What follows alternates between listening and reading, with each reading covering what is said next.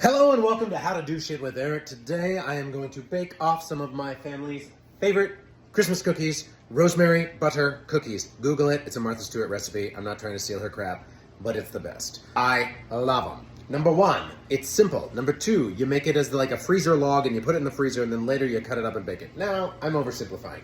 Martha wants you to get cardboard tubes.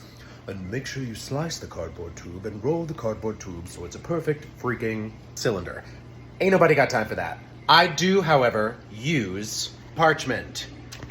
And you make the dough according to the recipe, you put it in the parchment, and you roll it back and forth to make a nice cylinder, and then you put it in the freezer and then it gets flat on one side because freezer. So I get it, Martha, I get it. You want me to use cardboard tubes so it stays perfectly rotund. I ain't doing it. I don't do it.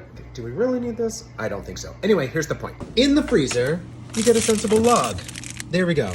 We happen to have a phenomenal rosemary plant in our backyard, and that's kind of spectacular. So we make this with fresh rosemary, we make it into a log.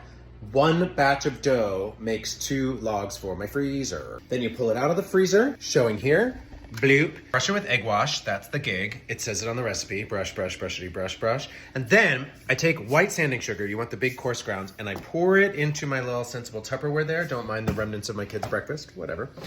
Sensible Tupperware. Why? Because it's easier to take the log and like push it into the thing, you push all your sanding sugar into the middle and then crunch, crunch, crunch, crunch, crunch, and you get a nice encrusted log. Hashtag encrusted log. Hashtag body cam. You better believe I shoved this thing into my hoodie to try to show you how I slice it down very simply. This is just out of the freezer. Nobody really gives a crap if it's uniform thickness. And here's another secret I do. Grab like the little stack that I just made and I push it back through the sugar again to make it extra sugary and good before I put it onto the tray because I'm a sugar whore. Oh my gosh, yum. They're just so beautiful and you can see the rosemary there and then you get this one cronky wonky end and I don't even care. I just shove that in the sugar, beep, beep, beep, beep, and stick it on the tray anyway. All right, skis, tray number 1. See, they're not really perfectly circle. Sometimes they are, sometimes they're not. Into the oven we go. 18 to 20 minutes at a 375 oven. That's what the Martha Stewart recipe says, and it works. I do monitor them. I have absolutely overbaked them in the past. I have absolutely underbaked them. Underbaked them is not so bad. These effing cookies are so good. Everyone will want a million of them. And in fact, it became December 1st and everyone's like, where are these things? You can make them too.